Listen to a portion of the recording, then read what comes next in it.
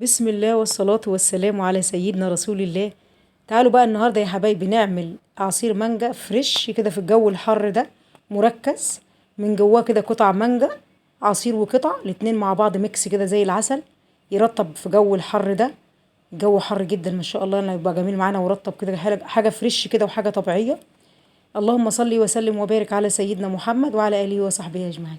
ما تنسوش لو عجبكم الفيديو تعملوا لايك وهتشتركوا في القناة. حبايبي وكل متابعين مطبخ هناء عبده، مطبخي مطبخ هناء عبده، وصفحتي على الفيسبوك مطبخ هناء عبده. تنوروني يا حبايبي. انا بحبكم تكتبوا لي في الكومنتات، قولوا لي بتتابعوني من انهي بلد. حبايبي بره مصر وجوه مصر، انا بحبكم في الله. ما تنسوش اللايك عشان اللايك بيرفع الفيديو. حبايبي صلوا على النبي كده واذكروا الله في الكومنتات، وقولوا لي بتتابعوني من انهي بلد. اللهم صل وسلم وبارك على سيدنا محمد عدد خلقه ورضا نفسي وزنة عرشي ومداد كلماتي. هنبدأ ونصلي على الرسول. بسم الله الرحمن الرحيم. هنسمي الله ونصلي على الرسول.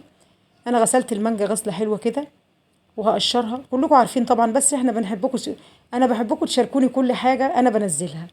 انتوا كلكم طبعا عارفين عصير المانجا وعارفين الحاجات الحلوه ديت. احنا بنضعف قدام الحاجات الحلوه. بصوا بقى نقطعها مكعبات، يعني مش هتفرق مكعبات من قطع اي حاجه عشوائي كده. تمام. بس هنسيب من قطع المانجا حوالي منجيتين كده، هنحطهم مكعبات مع العصير. بعد العصير ما يتعصر هنضيفهم مكعبات مع العصير، تطلع معانا المانجا عصير وفيها قطع من المانجا، يعني ميكس مع بعض كده حاجة حلوة. لو وصلتوا لحد هنا وحياة حبيبكم النبي كده تصلوا على النبي وتحطوا لايك وتقولوا لي رأيكم في الوصفة العسل دي. جو حر بقى وهنعمل ايه بقى؟ قلنا نعمل شوية عصير. ماشي. حبايبي واخواتي في الله، انا بحبكم في الله. ربنا يدومكم في حياة النعمة يا رب. والسكر ده حسب الرغبة، يعني احنا بنحط سكر قليل سكر كتير حسب ما تحبوا، لان في ناس بتحب المانجا مسكرة وفي ناس بتحب المانجا يا دوبك الحلاقة ايه مظبوط. فاحنا هنا بقى ايه بنحط المانجا حلاها الحالة اللي احنا عايزينه بقى. انا من ضمن الناس ما بحبش عصير المانجا يكون مسكر زيادة عن اللازم، بيكون الحالة بتاعها مظبوط. وهنضربها في الخلاط كده زي ما انتوا شايفين، وبعد ما نضربها هنحطها في الكاس كده تبقى جميلة في الجو الحر اللي احنا فيه ده. تمام.